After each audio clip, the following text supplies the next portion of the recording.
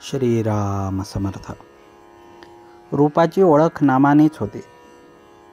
नुसत्या शास्त्रपठणामुळे होणाऱ्या ज्ञानापेक्षा भक्ती ही निश्चित श्रेष्ठ आहे. भक्ती म्हणजे परमात्मा स्वरूपाचे परमप्रेम होय. कर्म, ज्ञान, योग ही साधने असून भक्ती हे साध्य आहे. कर्ममार्गामध्ये नुसते कर्म बरोबर करण्याच्या हिशोबात मन अडकून जाते. म्हणून नुसता कर्ममार्गी कर्मठ आणि जड बनतो आणि त्याला भगवंताचा विसर पडतो. योगामध्ये वृत्तींना आवरून धरण्याची खटपट करावी लागते. वृत्ती शांत झाल्या म्हणजे मन शून्याकार होते.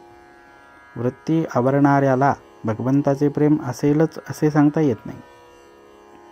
ज्ञानमार्गामध्ये आत्मा अनात्मा विचाराला प्राधान्य असल्याने तिथे बुद्धीच्या सामर्थ्यावर फार भर असतो.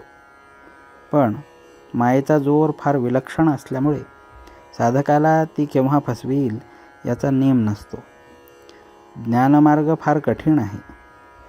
ज्ञानमार्गी माणसाला अभिमानाची बाधा लवकर होते. माझे मतच तेवढे खरे असे तो धरून चालतो.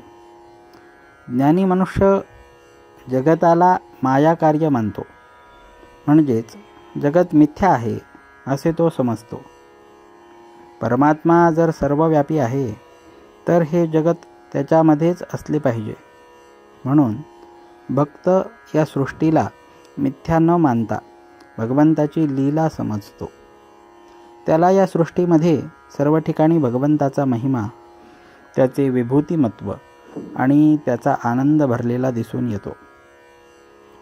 सृष्टीमधले सौंदर्य, माधुर्य, मनोहर भाव, पावित्र्य आणि प्रेम पाहून जीव मोहित होतो. पण सृष्टीमधल्या विभूती रूपांची उपासना करून जीवाची तृप्ती होत नाही. कारण विभूती हे साक्षात भाव नाही.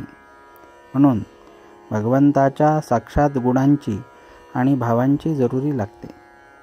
त्यांच्या प्राप्तीने जीवाची तृप्ती होते. मात्र सौंदर्याने आणि माधुर्याने भरलेले हे भगवंताचेच रूप आहे हे समजायला त्याला भगवंताचे नाम देणे जरूर आहे. कारण त्या रूपाला भगवंताचे नाम दिले नसेल तर ते रूप मायावी राक्षसाचे देखील ठरेल. कुंभाराने एकाच मातीपासून अनेक प्रकारची भांडी तयार केली. प्रत्येक भांड्यात मातीशिवाय दुसरे काहीच नाही, तरी प्रत्येक भांड्याचे नाव निराळे.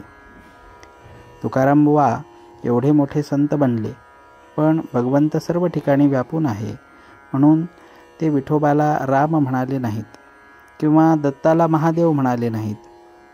जगत हे भगवंतापासून भिन्न नाही. जगतात आढळणारी सर्व रूपे भगवंताची आहेत, पण रूपाची ओळखण नामानेच होते. प्रत्यक्ष आकाराला आलेली अनेक रूपे नाहीशी झाली तरी त्यांचे नाव टिकून राहते. म्हणजे नाम हे देशकालाच्या मर्यादेच्या पलीकडे असते.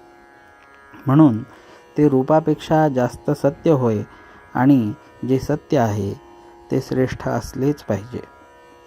सत्य वस्तू ओळखणे हाच परमार्थ होय. भगवंताची रूपे जेथून येतात तेथे नामाचे वास्तव्य आहे. जानकी जीवन स्मरण. जय जय राम.